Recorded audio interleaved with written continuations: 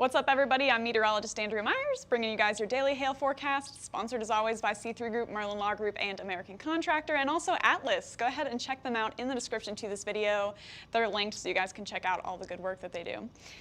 So today we've got multiple risk areas, one for the mountains, one for the plains, one for the Midwest. We're going to talk about them all, but some of us could see some large hail potential, so we're going to take a look. Then into tomorrow. Honestly, tomorrow's the day I'm more interested in as a meteorologist. Looks like we could get more of an interesting weather event going on, maybe some larger scale stuff and possibly some large hail and a little bit more of a presence of severe weather. So talking about those storms into tomorrow, and then watching our weekend, seeing what that heat dome is up to, who's going to get some storm chances, etc., etc. So yesterday we had, some good activity through the Central Plains, just around Wichita, got some severe hail, but the east definitely took the cake in terms of severe weather activity. So starting out down in our southern plains risk, got some scattered wind reports just to the south and west of Dodge City. As those storms moved off to the east, we started to get some severe hail through rural Kansas. But then the storms near Wichita, Wichita threaded the needle, didn't get any severe hail in the city proper, but right around it got a couple of good stones up to ping pong balls in size, as well as some gusty winds up to 70 miles an hour with that, actually. So, not anything too shabby down in Kansas. Then off to the east, that's where, again, we had more widespread severe activity. So we got a band of storms that tracked south and east through Kentucky, through West Virginia, Virginia, Maryland, and with that we got a ton of gusty winds as well as some scattered severe hail as well. So, good amount of activity into yesterday, especially through the east. And then today we could have potentially an uptick in even what we saw yesterday, and then tomorrow we could see a little more than that. So, moving into a little bit more of an active pattern. So we're looking at the southern plains, the Midwest, and the mountains. So starting down in the southern plains through Kansas and Nebraska, we've got this complex of storms that's moving eastward towards Kansas City right now. So if you guys are in KC, should maybe hear a couple rumbles of thunder here and there, but this is mostly just going to be some heavy rain tracking over you guys. Hopefully this gets in and out pretty quickly because behind it, there's going to be that cooling, and we need that to heat back up to foster more of our thunderstorm development through the Kansas-Nebraska corridor for today. It's expected to get out of the way fast enough for us to get some severe activity through the area, but it's going to stay scattered nonetheless. Then up into the upper plains and the Midwest here through Minnesota, Wisconsin, we've got this band of storms that's kind of fizzling out here, and it's going to be a quiet day, honestly, through most of this afternoon and evening through the area. But then later tonight, that's when storms are expected to pick up a little bit through Minnesota and then spread back to the southwest through the southern plains. So we're watching that. And then finally through Montana right now. I know if you guys are in Denver or in, Wyoming, you're waiting. And we've got storms that are starting to creep back towards you, but right now it's a Montana risk day with some scattered storms expected to develop and track up through the northeast, maybe towards the Glasgow area later this afternoon and evening. So here we are for the rest of us for our current temperatures. Still pretty hot, but we are starting to see those deep reds and, even purple colors subsiding into those, cooler oranges here. So 78 in Kansas City, 81 in Fort Wayne, but then staying in the upper 80s and 90s through the south right now. And then, we're waiting on some cooler weather to track through the northern plains for us into this afternoon.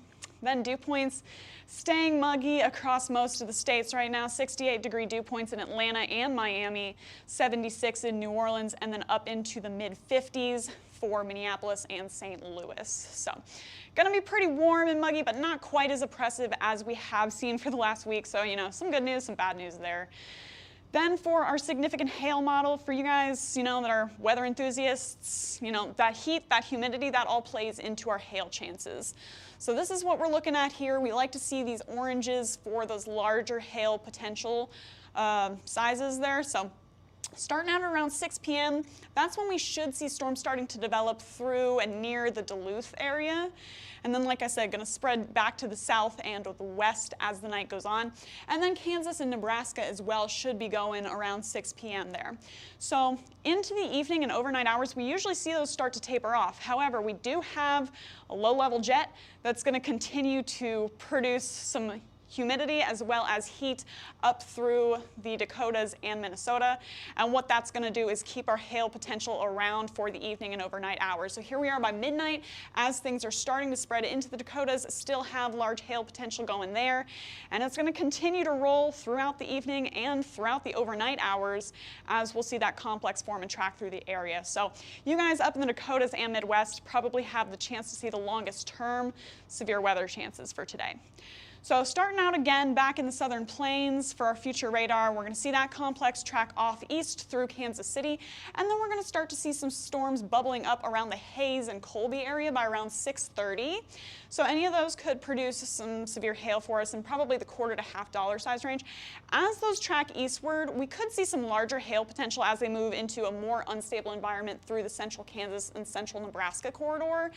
But then storm mode starts to shift a little bit, get a little messier by around 11:30, and as those continue off to the east, we're going to see some chances at some heavy rain, and then, scattered storms developing off to the east as well, and we could see some scattered hailers with that as those continue off towards Kansas City by 6 a.m. Then for Montana, going to see some clear weather here for the next few hours, but then there we go, by around 5, starting to see some scattered storms developing, and then 6. Again, they never look too intimidating over near the mountains, but you guys know you're at such a high elevation that we can get some hail out of the storms that look like this on future radar here. So we could be seeing some severe hail out of any of those, and then those are going to track up, like I said, towards Glasgow. A couple of them could ramp up enough to get some larger hail, and then as they continue to go, get messier, and then once they move over Glasgow by around midnight, should be getting a lot of heavy rain, maybe some rumbles of thunder, and still a severe hailstone or two there with that complex. Then last but not least, over to our Dakotas and Minnesota storms for today. We've got a lot of risk areas, so a lot to talk about, but there we are by 6 a.m. by storm initiation. We've got one developing up near Duluth. This could produce some nasty hail. And then we see that quickly develop into that band, starting to try to track to the south and the west. Now this is moving towards Minneapolis, but as it does, again, we see that start to develop into a band. So more of a wind risk and less of a hail risk with that. But as it goes, we're going to see storms developing now over Aberdeen. When those are isolated initially, we could get some larger hail out of that. Again, we do have some good instability values through the area, so we could get stones maybe up to even 2 inches in the late night hours. And then there we are by 7 a.m. into tomorrow morning, tracking towards Fargo with still a low-end hail potential with those as they go. So here we are for our hail forecast for today. We got those 3 risk areas to talk about for you guys. If you guys are in the southern plains there, anywhere from North Platte to Colby, Salina, Topeka, you guys could see some severe hail in the $quarter to $half size range. And then where we have our zone of best instability around the Salina area, that's where you guys could get some stones, maybe up to even golf balls in size. Then on up to Montana, with those storms tracking up to the north and east. Any of you guys I think this is pretty rural through here, any of you guys up in the central Montana area could see some $quarters to $half, Glasgow as well with those storms tracking over you. And then finally back to Minneapolis or Minnesota area, even just the far northwestern part of Wisconsin down into South Dakota, could get some severe hail, and where we get isolated storms forming there, that's probably our best chance to see some stones up to maybe even 2 inches for you guys in the late overnight hours. So low end chances across the board because things are pretty scattered. I mean, you guys probably noticed that there on our future radar. Pretty scattered storms for pretty much all the risk areas, but still large hail potential nonetheless with any of those scattered storms. Then into wind, we're going to talk about, again, the same 3 risk areas there. If you guys are down in the southern plains here, I guess the central plains. Same cities there. Once we get towards Topeka and Kansas City, we do see a little bit more of storm coverage, but it's going to be more of a band. So moderate chance for you guys to get some gusty winds tracking over y'all, but then the rest of us are going to stay in the low end as well. Low end chances for Glasgow to see some gusty winds, and then finally off into the east, Aberdeen, Fargo, Duluth. Even the far northwestern part of Minneapolis could get some heavy wind gusts with those storms tracking over you guys. Then into tomorrow. This is the day, like I said, I'm a little more interested in what's going to happen tomorrow. Yes, it is a northern plains risk, but we also got the Midwest in there as well. So, you know, if you guys are anywhere from Omaha to Minneapolis to Bismarck, you know, you guys are in that bullseye for potential severe weather into tomorrow. And this one could be a more significant risk than today. So here we are by 4 p.m. It's going to be a relatively quiet morning, but then, you know, by the late evening or late afternoon hours, we start to get a good amount of isolated hailers forming along a line there from Bismarck to near North Platte. As those go, we do see, again, a lot of instability through the area, so we could see some large hail initially forming out of those, upwards of 2 inches in size.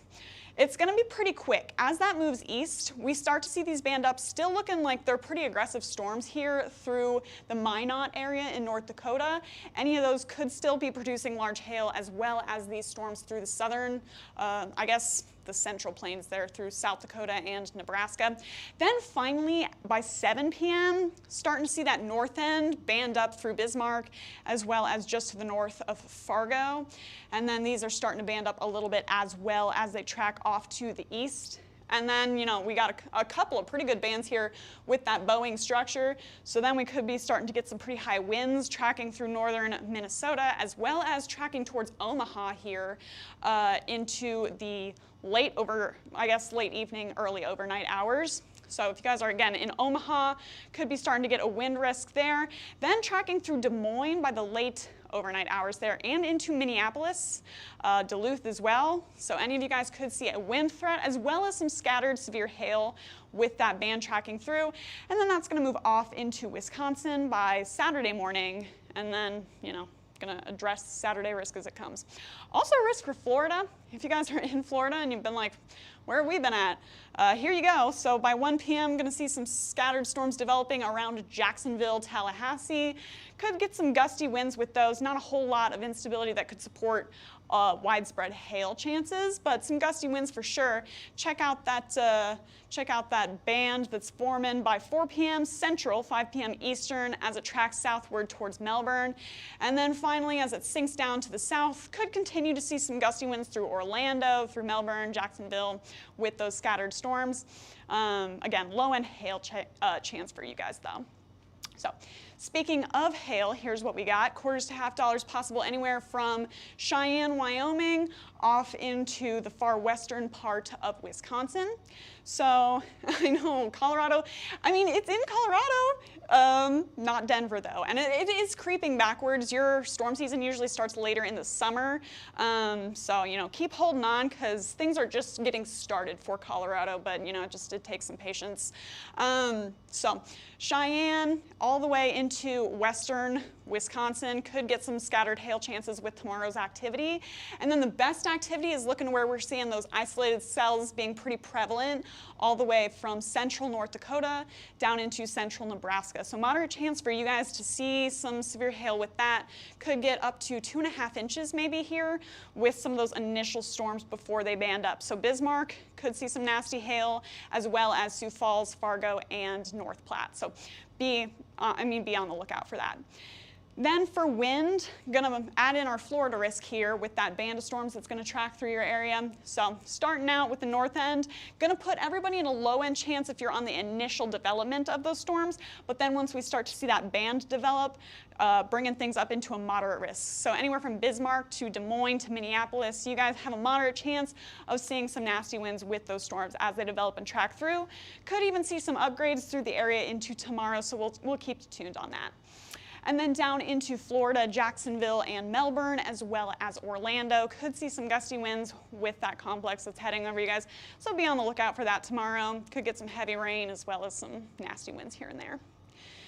Then last but not least, leading into our jet stream, I saw somebody saying Oklahoma is hot, and boy do we know it. We're based in Edmond here, and it's been unpleasant for the past few weeks. Ready for some cold weather to give us some relief. It hasn't been as bad as it has been for the past couple weeks, but still pretty nasty. So there's that heat dome setting up over most of the south, where those deep reds were in our current temperatures map. And then, our jet stream, unfortunately, is pushing up to the north. If you're in Canada, could get some severe chances as well as some cool air, but that doesn't really help us much. So here we are right now, and then that trough is going to continue to move off to the east, and then by 6 p.m. tomorrow, this is that trough that's going to continue to get us some severe weather for tomorrow's risk. As that pushes through, our heat dome is starting to creep off to the west, unfortunately, as this trough continues off through Saturday. So that just means more northern severe weather risks and unfortunately more heat and humidity and those nasty summertime temperatures through the south. I wish we had the power to change it, but here we are. So that's going to continue off to the east, still seeing that heat track through. And then by Sunday, starting to see this trough. Maybe it can overcome the heat dome, but it looks like it's probably going to skip off to the north as well.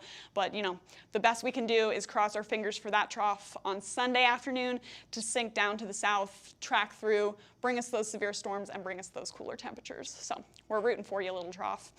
So that's what we got for you guys today. If you're wanting to follow us, you can get us at Twitter, Facebook, Instagram, and YouTube. Also TikTok. I think TikTok's really fun. We post a lot about our office shenanigans, and we post live streams of our storm chases. So if you guys are interested in that, go ahead and follow us on the TikTok. And then if you want to get in contact with us, you can call us at 855-334-4245. You can also email us if you'd rather at info@hailtrace.com, or check out our website, hailtrace.com, for more details. And we'll keep you updated and advised on your severe risks as always. But for now, I'm meteorologist Andrea Myers. Thanks for watching.